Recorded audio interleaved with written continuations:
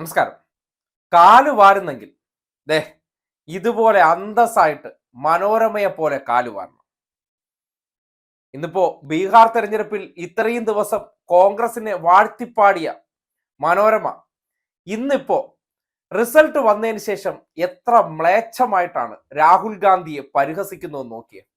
ഇന്നലകളിൽ ഉണ്ടംപൊരി കഴിച്ച രാഹുൽ ഗാന്ധി, പഴംപൊരി കഴിച്ച രാഹുൽ ഗാന്ധി, പപ്സ് കഴിച്ച രാഹുൽ ഗാന്ധി, അല്ലെങ്കിൽ പൊറോട്ടയും ബീഫും കഴിച്ച നന്മയുള്ള രാഹുൽ ഗാന്ധി എന്നൊക്കെ അച്ചടിച്ചു വെച്ച് അത് വലിയ PR വർക്കായി കൊണ്ടു നടന്നവർ ഇന്നിപ്പോ അദ്ദേഹം ബീഹാറിൽ കുളത്തിൽ ചാടിയ സന്ദർഭത്തിൽ പോലും ആ ഫോട്ടോ വെച്ചിട്ട് വലിയ തോതിലുള്ള വികാരം സൃഷ്ടിക്കാൻ വേണ്ടി പൈങ്കിളി എഴുത്തെഴുതിയ മനോരമ ഇന്നിപ്പോ നോക്കിയേ ആ തോൽവി വന്നതിന് ശേഷം ആ ക്യാപ്ഷൻ നിങ്ങൾ കാണണം.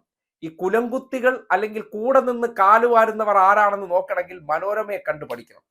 നോക്കിയേ, യാത്ര കടന്നുപോയ വഴിയിലൊക്കെ വമ്പൻ തോൽവി, കുളത്തിൽ ചാടിയ മണ്ഡലത്തിൽ ലീഡ്. നോക്ക് എന്തൊരു പരിഹാസവും. രാഹുൽ മാജിക് ഏറ്റില്ല. ആരാണ് ഈ രാഹുൽ മാജിക് ഉണ്ടെന്ന് പറഞ്ഞത്? ഇതേ മനോരമയാണ് സൃഷ്ടിച്ചത്. മാജിക് എന്തോ സംഭവിക്കാൻ പോകുന്നു എന്ന തരത്തിൽ കഥകൾ അടിച്ചിറക്കിയത് അതേ മനോരമ. യാത്ര കടന്നുപോയ വഴിയിലൊക്കെ വമ്പൻ തോൽവി. ആ കടന്നുപോയ സമയത്ത് രാഹുൽ ഗാന്ധിയുടെ യാത്രയെക്കുറിച്ച് പൊലിപ്പിച്ചെഴുതിയത് മനോരമയോളം മറ്റാരും ഉണ്ടായിരുന്നില്ല. പിന്നീട് കുളത്തിൽ ചാടിയ മണ്ഡലത്തിൽ ലീഡ്. കുളത്തിൽ ചാടിച്ചതാരാണ്? ആ ചാടണ സമയത്ത് ക്യാമറയായിട്ട് നിന്നതാരാണ്? അപ്പോ ക്യാമറ കൂടെ ചാടട്ടെ എന്ന രീതിയിൽ ചാടിച്ചതിന് ശേഷം അയാളെ കുഴിയിൽ വീഴുമ്പോൾ സ്വാഭാവികമായിട്ട് എത്ര വിദഗ്ധമായിട്ടാണ് ഇന്നലകളിൽ അയാളുടെ പോക്കറ്റിൽ നിന്ന് ആ ചുള എണ്ണി മേടിച്ചവന്മാർ ഇന്നിപ്പോ എത്ര പരിഹാസപൂർവ്വമാണ് വാർത്ത കൊടുക്കുന്നത്. ഇതാണ് മനോരമ. അസൽ സായിപ്പിന്റെ സ്വഭാവയെ കാണിക്കുള്ളൂ. മനസ്സിലായില്ലേ?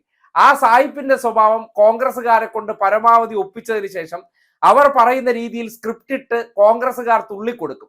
അങ്ങോട്ട് ചാടട കൊച്ചിരാമ എന്ന് പറയുമ്പോൾ കോൺഗ്രസ്സുകാർ അങ്ങോട്ട് ചാടും, ഇങ്ങോട്ട് ചാടട കൊച്ചിരാമ എന്ന് മനോരമക്കാരൻ പറയുമ്പോൾ ഇങ്ങോട്ട് ചാടും. അങ്ങനെ മനോരമക്കാരൻ പറയുന്നത് പോലെ കൊച്ചിരാമന്മാരായി അങ്ങോട്ടും ചാടി ഇങ്ങോട്ടും ചാടി നടന്ന കോൺഗ്രസ്സുകാരെ ഏറ്റവും ഒടുവിൽ ഈ സായിപ്പിന്റെ കണ്ടപ്പോഴത്തേക്ക് സായിപ്പിന് വിജയമായപ്പോൾ മനോരമ എങ്ങോട്ട് പോയി? സായിപ്പിനോടൊപ്പം പോയി എന്ന് പറയുന്നത് പോലെ സംഘപരിവാർ വിജയിച്ചു കഴിഞ്ഞപ്പോൾ കോൺഗ്രസിനെ തള്ളി ഇനി നേട്ടം ആരോടൊപ്പം നിൽക്കുമ്പോഴാണ്? അവരോടൊപ്പം നിൽക്കുമ്പോഴാണ്. അവരെ പൊലിപ്പിച്ചെഴുതി അവരിൽ നിന്ന് കിട്ടാവുന്നത് കൂടി മാക്സിമം വാങ്ങുക. തനി കച്ചവടക്കാരനാണ്. ഇതിനെയാണ് നമ്മുടെ നാട്ടിൽ മാധ്യമ പ്രവർത്തനം എന്ന് ചിലർ വാഴ്ത്തിപ്പാടുന്നത്. എന്തായാലും ഇങ്ങനെയൊക്കെ നെറുകേട് കാണിക്കാനായിട്ട് ആർക്കേ കഴിയുള്ളൂ?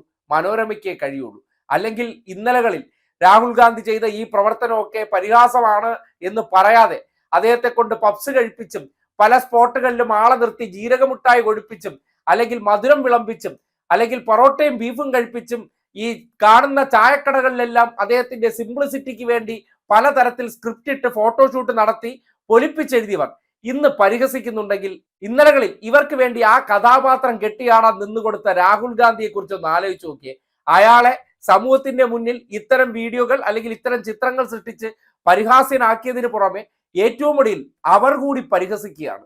ഇതൊക്കെയാണ് ഈ നാട്ടിലെ സിമ്പിൾ ആയിട്ടുള്ള രാഷ്ട്രീയക്കാർ എന്നുള്ള നിലയ്ക്ക് ഏതോ ഒരു സിനിമയിൽ ജഗദീഷ് പറയും പോലെ, എന്താ കുട്ടിക്ക് സിമ്പിൾ ഡ്രസ് ഇടുന്നവരെ ഇഷ്ടമല്ലേ എന്ന് പറയും പോലെ ഈ നാട്ടിലെ സിമ്പിൾ പ്രവർത്തനങ്ങൾ നടത്തുന്നവരെ നാട്ടുകാർക്ക് ഇഷ്ടപ്പെടില്ലേ എന്ന തരത്തിൽ മനോരമയ്ക്ക് വേണ്ടി സ്ക്രിപ്റ്റ് ഇട്ട് കഥാപാത്രം കെട്ടിയാടിയ രാഹുൽ ഗാന്ധിയെ ഇന്ന് സമൂഹത്തിന്റെ മുന്നിൽ ഏറ്റവും മോശക്കാരനായിട്ട് പരിഹസിച്ച മനോരമയുടെ ക്യാപ്ഷനിലൂടെ അവർ തെളിയിക്കുകയാണ് ഒരു കാലത്തും വിശ്വസിക്കാൻ പറ്റാത്ത വിഭാഗക്കാരാണ് മനോരമയെന്നും അവരെ കണ്ണും പൂട്ടി വിശ്വസിച്ചാൽ പോക്കറ്റിലിരിക്കുന്ന ആ വലിയ കട്ടിയും കനവും എല്ലാം അവരങ്ങ് വാങ്ങിച്ചെടുത്തതിന് ശേഷം വെറും ചണ്ടിയായിട്ട് വലിച്ചെറിയുമെന്നതിന്റെ തെളിവാണ് ഈ കണ്ട ക്യാപ്ഷൻ എന്ന് പറയാതെ തരമില്ല.